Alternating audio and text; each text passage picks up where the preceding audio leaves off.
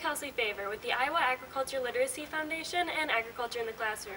Today we're going to be featuring some of our favorite books for lower elementary school students, starting with Farm by Alicia Cooper.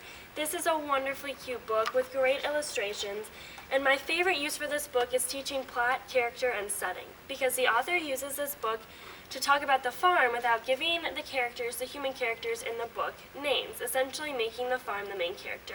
It's a cute, great book for young students to learn about what farm life is like. We have Fantastic Farm Machines by Cris Peterson. This is a great book for those young boys who are interested in anything that's big and makes loud noises. My favorite part about this book is that it talks about implements and farm machines that aren't necessarily ones that students are already familiar with.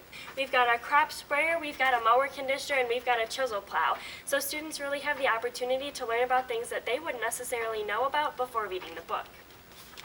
How Did That Get in My Lunchbox is a super cute book. It tells that farm to fork story of how food ends up in our lunchboxes. The idea is a young student comes to school and he's opening up his lunchbox and wondering, how did all this food get here? The idea is that the student goes on a journey and sees the process of how the food goes from the farm to his lunchbox, with all of the steps in between. Great for teaching sequencing while students are also getting the agriculture message. A Seed is Sleepy is a beautiful book. It's obviously a great connection to science and teaching about the seed cycle, but it's also fantastic for vocabulary because the author is talking about the seeds using great vocabulary words like ancient. So we're having a language arts connection as well as a science connection, which makes this a fantastic book for young readers. A Day in the Life of the Farmer is great for those kindergartners who are just learning about time. We have a dairy farmer who is following along with a clock in every page of the book that coordinates what he's doing on the farm with what time it is. So here at 11 o'clock in the morning, he is driving his combine. This follows the farmer through his entire day and does a wonderful job of explaining not only what the time means, but what the farmer is doing at that time. The Life and Times of Corn is a great book in terms of accuracy. It's jam-packed full of information about corn, things that we didn't even know when we read it for the first time.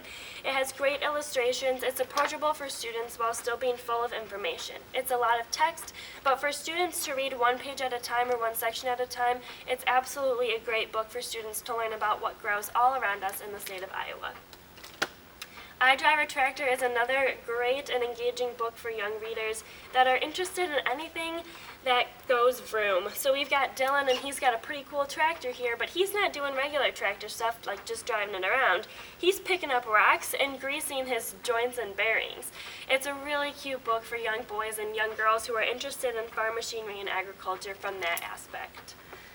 All in Just One Cookie is a great book. The book starts out with Grandma getting a phone call, and guess what? Grandkids are coming over. So what she got to do? She's got to make cookies.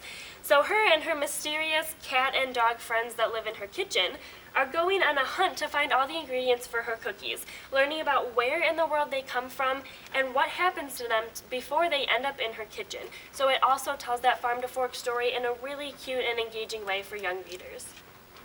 The Apple Orchard Riddle is a story of a class that goes on a field trip to an apple orchard, and the teacher is asking students what is a house with no doors and no windows with a star inside.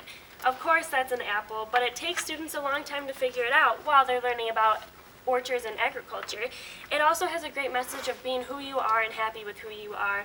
So it's a great book for young readers, super engaging with great illustrations. Last but not least is Who Grew My Soup, a great book for any young reader who doesn't like their vegetables. A young boy comes in for dinner and finds out that there are vegetables in his soup. He tries to outsmart his mom by saying he won't eat it until he knows who grew all of the ingredients to his soup. And magically, in rhyme, someone comes down from the sky and whisks him away on a journey to find out who grows those ingredients. Using real-life growers who grow for Campbell's soup, this story narrates exactly how those ingredients end up in the soup. It's great for teaching poetry, rhyme, and language arts for students while also teaching them what agriculture is and where their food comes from.